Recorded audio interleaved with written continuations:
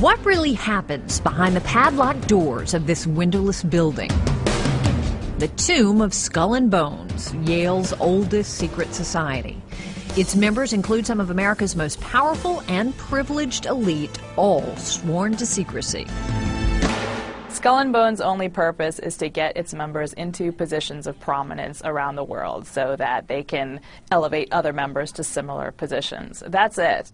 Alexandra Robbins broke through the wall of silence to write Secrets of the Tomb, based on clandestine interviews with dozens of bonesmen. Only 15 Yaleys get picked each year. The society includes at least 3 U.S. presidents, Supreme Court justices, and too many senators and CEOs to name. In 2004, Bush versus Kerry was the first all-bonesman presidential election. You both were members of Skull and Bones, a secret society at Yale. What does that tell us? Not much, because it's a secret. And it's that secrecy that has allowed conspiracy theories to run wild on campus. It's great for the freshmen when they come in and they see it across from old campus and nobody really knows what goes on there. There are people who think that they run the world and it's just a giant conspiracy. If you haven't made $1 million by the time you hit 35 or something, they give you $1 million. What I imagine is just like a dark room with a lot of people sitting around it in hooded capes. No bonesman has ever publicly revealed the truth, but it's believed the 15 juniors are selected each spring based on a mix of family connections and their accomplishments. Initiation is actually pretty silly. Members dress in costumes, skeleton costumes, devil costumes, other costumes. Somebody's dressed up as Elihu Yale.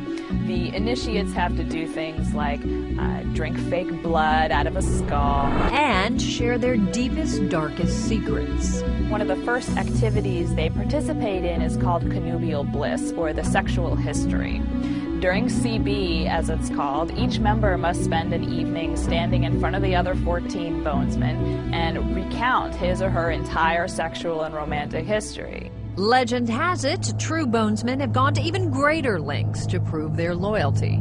According to one such story, Prescott Bush, George W. Bush's grandfather, was part of a group that broke into the Oklahoma burial place of the Apache chief Geronimo and made off with his skull.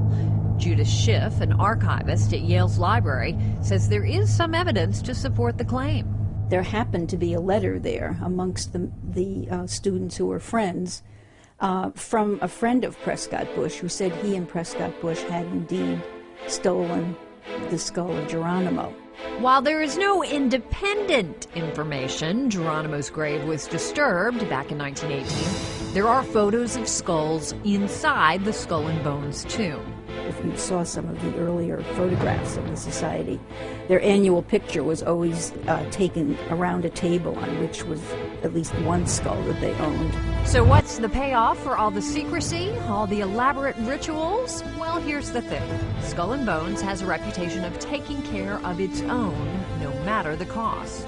They will come to the aid of families if a man dies unexpectedly without money.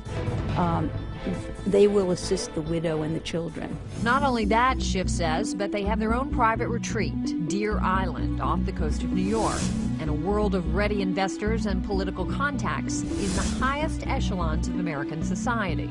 Each member gets a catalog of the members of the society. It lists where they live, what they do, a little bit about their resume, how you can contact them. But the biggest mystery of all, what exactly is the point? Setting aside all the legend and myth, what has kept this secret society alive for all these years? Good old-fashioned networking for the super elite.